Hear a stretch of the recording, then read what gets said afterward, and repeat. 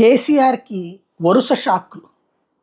అధికారం అన్నటువంటిది ఉన్నప్పుడు అన్ని పార్టీల్లో నుంచి ఆయన లాక్కొచ్చుకున్నారు. వాటిని ఖాళీ చేస్తున్నప్పుడు సరదాగా నవ్వుకున్నారు. పవర్ అన్నటువంటి దాన్ని అట్లా లాక్కోవడం. ఒకప్పుడు టీఆర్ఎస్ బాధితురాలు. రాజశేఖర రెడ్డి టైంలో 2 సార్లు చీలింది పార్టీ. అలాంటి చీలికలను ఫేస్ చేసినటువంటి పార్టీ అధికారంలోకి వచ్చినప్పుడు అలాంటి కుత్సిత రాజకీయాల్ని అనుమతించకూడదు, ప్రోత్సహించకూడదు. మొదటిసారి తెలుగుదేశం పార్టీ తనని దెబ్బకొట్టి స్టీఫెన్సన్ ద్వారా ప్రయత్నించినటువంటి సందర్భంలో కొంతమందిని తెలుగుదేశం వాళ్ళని చీల్చారంటే అప్పుడు ప్రజలు కూడా అర్థం చేసుకున్నారు. ఈయన ఫుల్ మెజార్టీ మనం ఇవ్వకపోవడం వల్ల ఇట్లా ఇబ్బంది పడ్డాడు అని చెప్పి భారీ మెజార్టీ ఇచ్చారు. 88 స్థానాలు ఇచ్చారు. అప్పుడు బాధ్యతగా మెలుగుంటే కేసీఆర్ బాగుండేది. కానీ ఏం చేశారు?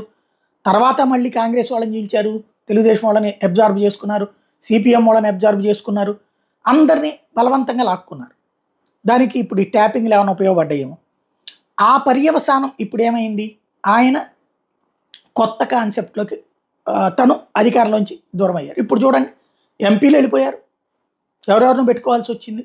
చివరికి కేకే 10 సంవత్సరాల నుంచి సొంత పార్టీని నమ్ముకున్న వాళ్ళని పక్కన పెట్టాం, ఉద్యమకారుని పక్కన పెట్టాం, ఇలాంటి వాళ్ళని తీసుకొచ్చి పెట్టుకున్నారు. ఇప్పుడు ఆయన వెళ్ళిపోయాడు, విజయలక్ష్మి వెళ్ళిపోయింది కూతురు, పదవులు అనుభవించిన వాళ్ళు వెళ్ళిపోయారు. అదే పార్టీని నమ్ముకుని ఉన్నోళ్ళు పాప రామ్మోహన్ చూశాడు, వెళ్ళిపోయాడు. ఇప్పుడు వరుస పెట్టి వెళ్తున్నారు. ఇప్పుడు ఎవరైనా సింపతి చూపెడుతున్నారు కేసీఆర్ పట్ల? లేదే. లోపం ఎక్కడుంది? కేసీఆర్లోనా, విధానంలోనా? ఇంకోటి, అవన్నీ తప్పుపడతా మేం బాధితులం అని చెప్తూ వచ్చిన కాంగ్రెస్ పార్టీ ఇప్పుడు అదే పని తను చేస్తుంది. అప్పుడు నైతిక రాజకీయాల గురించి మాట్లాడే అర్హత ఆ పార్టీకి ఉంటుందా?